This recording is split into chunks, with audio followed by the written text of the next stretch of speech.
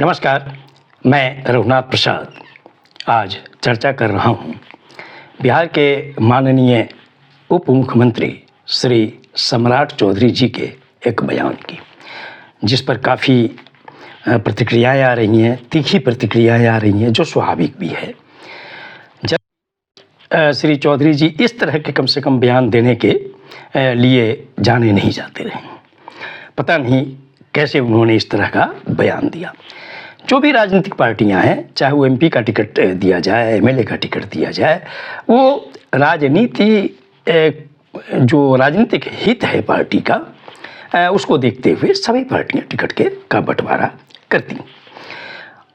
और उस माहौल में जब ये चर्चा में आई कि श्री लालू प्रसाद यादव जी की पुत्री श्रीमती रोहिणी आचार्य जी चुनाव लड़ सकती हैं, तो उस समय जिस तरह का बयान उन्होंने दिया वो बहुत ही अफसोसजनक है।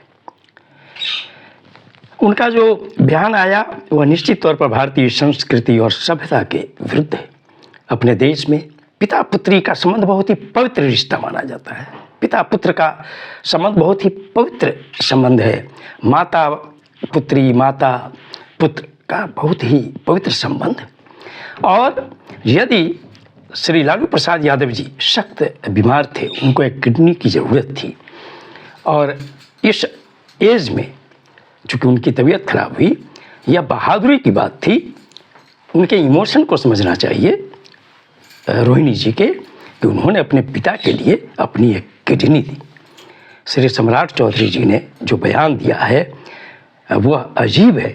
उन्होंने कहा कि श्री लालू यादव ऐसे खिलाड़ी हैं जो टिकट बेचने में माहिर हैं। लालू जी ने तो अपनी बेटी को भी नहीं छोड़ा, पहले किडनी लिए फिर टिकट दिए। यह इतना दुखद और इतना कहिए कि स्तर से नीचे का बयान ये है, किसी को भी बुरा लगेगा। स्वाभाविक था कि इसकी काफ़ी तीखी प्रतिक्रिया भी आरजेडी की ओर से, अन्य दलों के नेताओं ने भी काफ़ी प्रतिक्रियाएं व्यक्त की हैं, और जो महिला विंग हैं, महिला नेता हैं, उन लोगों ने भी काफ़ी तीखी प्रतिक्रिया व्यक्त की है। स्पेशली रोहिणी जी ने भी काफ़ी महत्वपूर्ण बयान दिया इस इशू पे। मैं तो समझता हूँ कि किडनी देना अपने पिता को, यह बहुत ही पुनीत कार्य उन्होंने निभाया, बहुत ही पुनीत कार्य, और इसके लिए तो उन्हें शाबाशी दी जानी चाहिए। और यह अनुकरणीय उदाहरण है अन्य पुत्रियों के लिए कि अपने माता पिता के लिए आपका क्या फर्ज बनता है, कि अगर ऐसी घड़ी आई तो लोग प्रेरणा लेंगे। जो पिता या अगर पिता माता को अगर की सेवा के लिए, उनके जीवन के लिए अगर कुछ अर्पित करने की ज़रूरत होगी, तो हर बेटा हर बेटी इससे सीख लेगा। मैं समझता हूँ कि श्री सम्राट चौधरी जी को की बात और बेवजह बढ़े नहीं, इसके लिए उन्हें एक अनुकरणीय उदाहरण पेश करना चाहिए। उसी तरह जैसे हाल के दिनों में हम लोगों ने देखा कि बिहार विधानसभा में जनसंख्या नियंत्रण पर बोलते बोलते माननीय मुख्यमंत्री श्री नीतीश कुमार जी ने जो बायोलॉजिकल स्थिति थी उसको इस रूप में कहा कि उस पर पूरे देश में तीखी प्रतिक्रिया हुई। और वैसी परिस्थिति में श्री नीतीश कुमार जी ने, मैं समझता हूँ कि उन्हें रात भर नींद नहीं आई होगी, वो अगले दिन बिहार विधानसभा में शुरू में ही पहुँच गए और उन्होंने बार बार अपने उस बयान के लिए माफ़ी मांगी। उन्होंने यहाँ तक कहा कि मैं अपने उस बयान को तो वापस लेता ही हूँ, मैं अपनी निंदा स्वयं करता हूँ।